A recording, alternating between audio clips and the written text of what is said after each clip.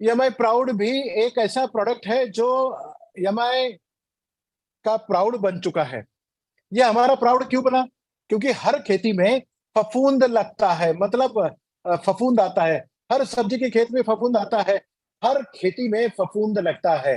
कभी कभी फफूंद फूल पे आता है, पत्तों के ऊपर में आता है, आपकी जड़ों के ऊपर में लगता है, या फिर तने के ऊपर में लगता है, या फिर कभी कभी पत्तों के ऊपर में आता है, पानी के साथ में आता है, जमीन के साथ में बढ़ता है, अंदरूनी भागों में फैलता है, ऊपर से दिखता है। आपकी जो उपज आ रही है उसके अंदर में कभी कभी फफूंद लग जाता है।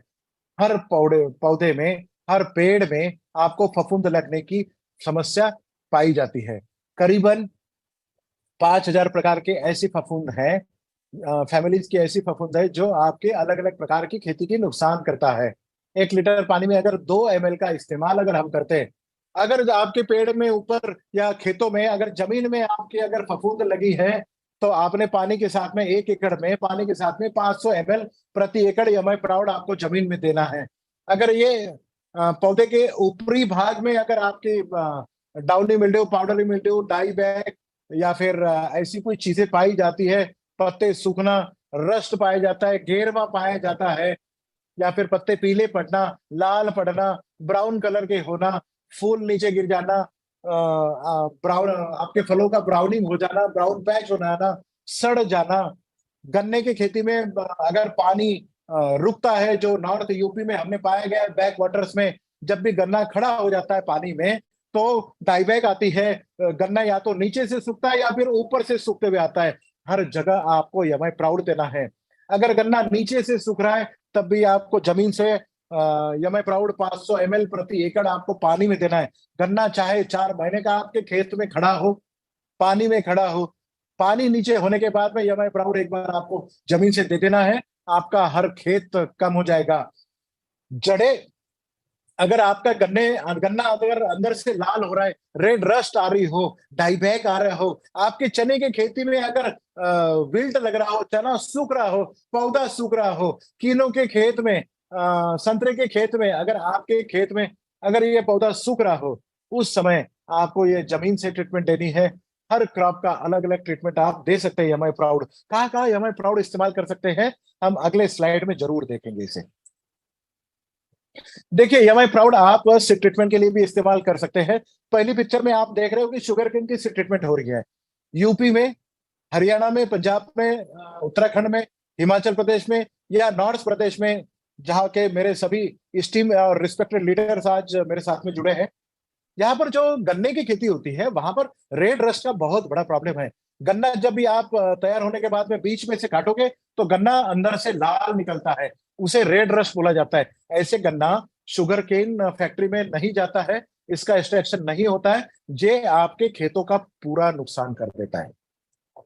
शुगर केन का अगर आपने सिट ट्रीटमेंट करके अगर मतलब गन्ना लगाते समय आपने अगर 10 लीटर पानी लिया, उसमें 500 ml अगर आपने एमआई प्राउड डाला, 100 ग्राम आपने ग्रोमेजिक एडवांस अगर डाला, 50 ml अगर आपने एमआई स्प्रे प्लस डाला, 1 एकड़ का जो मटेरियल गन्ना आपको लगाना है, वो सभी के लिए इतना सब कुछ मटेरियल का आपने अगर ट्रीटमेंट किया, तो गन्ने में कभी भी रेड रस्ट नहीं आएगा, गन्ना सूखने का प्रॉब्लम नहीं होगा, गन्ना ऊपर से या नीचे से दोनों तरीके से नहीं सूखेगा, और आपकी गन्ने की उपज भी बढ़ेगी। एमआई प्राउड का ट्रीटमेंट वहां किया जा सकता है।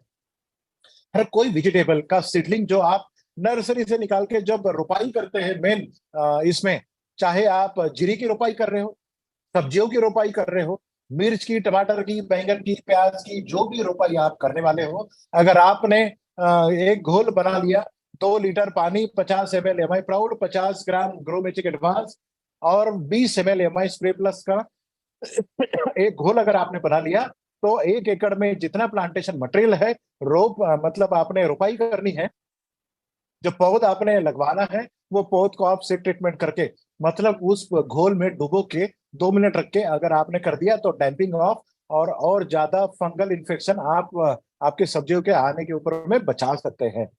इसी तरीके से जीरे की खेती के लिए भी हमने बताया है। इसी तरीके से केले की खेती में भी आप कर सकते हो। इसी तरीके से हम हर कोई खेती में सीड ट्रीटमेंट अपना कर सकते हैं और जमीन से आने वाली फफूंद या ऊपर से आने वाली फफूंद के लिए हम बेच सकते हैं। यमाई प्राउड का ट्रीटमेंट अगली स्लाइड में आप देखोगे कि यमाई प्राउड का सीड ट्रीटमेंट जो है, अदरक की खेती, जिंजर की अगर खेती कर रहे हैं या फिर आप हल्दी की खेती कर रहे हैं, उसमें भी आप 10 लीटर पानी, 500 ml यमाई प्राउड, 100 ग्राम ग्रोमेचिक एडवांस, 50 ml यमाई स्प्रे प्लस, 1 एकड़ का जो आपने प्लांटेशन करने वाला मटेरियल है, उन सभी को ये घोल में डुबो के आपने अगर 10 मिनट रखा और उसके बाद में अगर आपने ये खेतों में लगाया, तो आपको पाया जाएगा कि जमीन से आने वाली जितनी भी राइजोम रॉट वाली जो प्रॉब्लम है, मतलब सड़ने वाली जो प्रॉब्लम है, वो सॉल्व हो जाती है। इसके लिए भी आप यमाई प्राउड का इस्तेमाल कर सकते हैं। अगली स्लाइड में चलेंगे। फोलियर सीड ट्रीटमेंट में आप पाएंगे कि पहली वाली पिक्चर में ये कीनो का पिक्चर है, संतरे का पिक्चर है, स्वीट लाइम का पिक्चर है, गन्ने का पिक्चर है।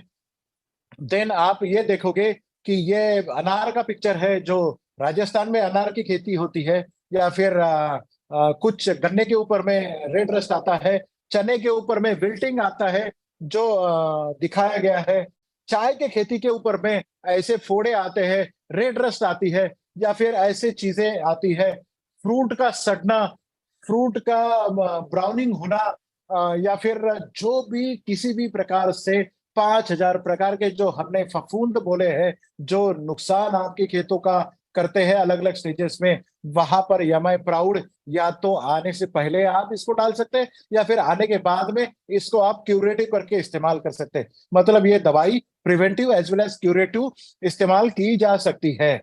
ये अपने आप में ऐसा यूनिक प्रोडक्ट है जो किसी भी प्रकार का फफूंद को कंट्रोल करने के लिए कारगर साबित होता है। यह हर प्रकार की खेती के लिए इस्तेमाल किया जा सकता है।